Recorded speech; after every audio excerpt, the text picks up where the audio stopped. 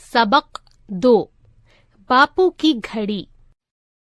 सबक के बारे में। अंग्रेजों के आखिरी vice Roy Lord Mountbatten Hindustan आए तो उन्होंने सोचा कि गांधी जी से बातचीत किए बगैर हिंदुस्तान में कुछ नहीं किया जा सकता। उन्होंने गांधी जी को चाय की दावत दी।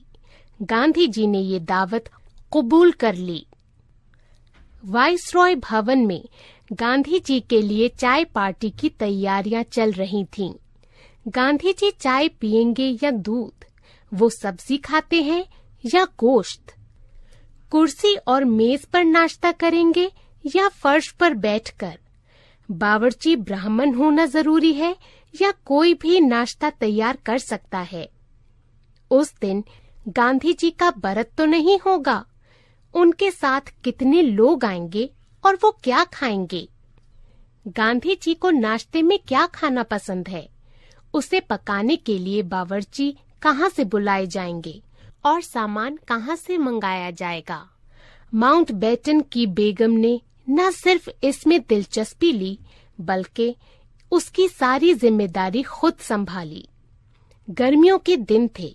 जिस कमरे में गांधी जी को बिठाने की तैयारी थी उसे 1 घंटा पहले कूलर चलाकर पूरी तरह ठंडा कर दिया गया था। उसका मकसद गांधी जी को आराम देना था। लेकिन यहीं से गड़बड़ी शुरू हो गई। गांधी जी ने अपनी ओढ़नी से अपने बदन को अच्छी तरह लपेट लिया और एक कुर्सी पर सिमट कर बैठ गए।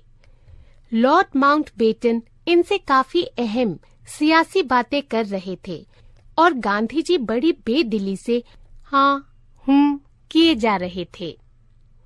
आखिर माउंटबेटन ने पूछा, क्या बात है? गांधी जी ने कहा, इस कूलर को मेहरबानी करके बंद कर दीजिए, मुझे सर्दी लग रही है। इस तरह वाइसरॉय को अपनी शान दिखाने का मौका नहीं मिला। खैर, बातें होती रहीं, लेकिन गांधी जी ने कोई खास दिलचस्पी नहीं ली। लॉर्ड माउंटबेटन ने फिर पूछा, गांधी जी क्या बात है? मैं आ रहा था तो रास्ते में रेलगाड़ी में किसी ने मेरी घड़ी चुरा ली।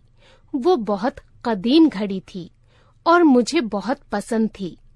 मैं उसे यहाँ इस तरह अपनी धोती में टांगे रखता था और जब दिल चाहता निकालकर वक्त देख लेता था। मैं रोज सोने से पहले पाबंदी से उसमें चाबी भरता था। मालूम नहीं कौन उड़ा ले गया और क्यों। ये सुनकर वाइसरॉय ने अफसोस जाहिर किया, लेकिन उनकी समझ में नहीं आया कि ये शख्स एक छोटी सी पुरानी घड़ी के लिए वाइसरॉय की दावत जैसे शानदार मौके का मजा क्यों खराब कर रहा है। क्या इसे एक नई घड़ी दिला दूं? लेकिन ये तो यही कहेगा कि मुझे अपनी वही कदीम घड़ी चाहिए। जब नाश्ते का वक्त हुआ तो गांधी जी बहुत ही भोलेपन से बोले, आप लोग लीजिए, मैं तो अपना नाश्ता साथ लाया हूँ। आप सोचिए, किसमें इतनी हिम्मत होगी कि बादशाह नाश्ते पर बुलाए और वो कह दे, आप लीजिए, मैं तो अपना नाश्ता साथ लाया हूँ। उसी वक्त गांधी जी के एक साथी ने खादी के एक पुराने थैले से छोटा सा डिब्बा और चम्मच निकालकर गांधी जी के सामने रख दिया। डिब्बे में बकरी के दूध से बना दही था। गांधी जी की खुराक बहुत कम थी। चम्मच हालांकि टूटा हुआ था, लेकिन उसके टूटे हत्थे पर लकड़ी की खपची बांधी गई थी। वाइसरॉय, लॉर्ड माउंटबेटन और उनकी बेगम गांधी जी की सादगी को देखते ही रह गए।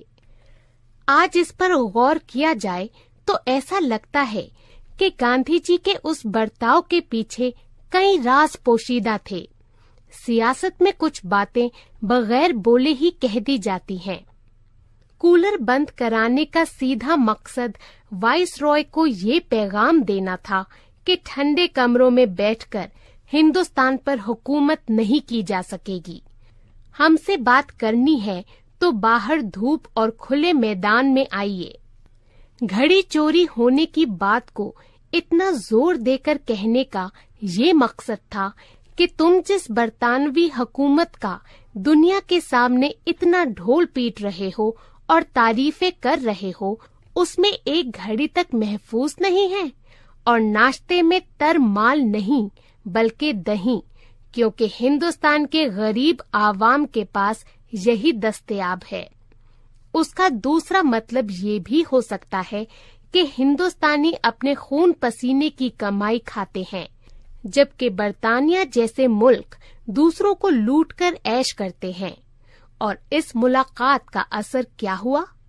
अगले दिन अखबारात में इसकी कोई खबर नहीं थी कि वाइसरॉय और गांधी जी के दरमियान क्या बातचीत हुई, लेकिन ये खबर शाह सुर्खी बनी कि गांधी जी की पसंदीदा घड़ी चोरी हो गई।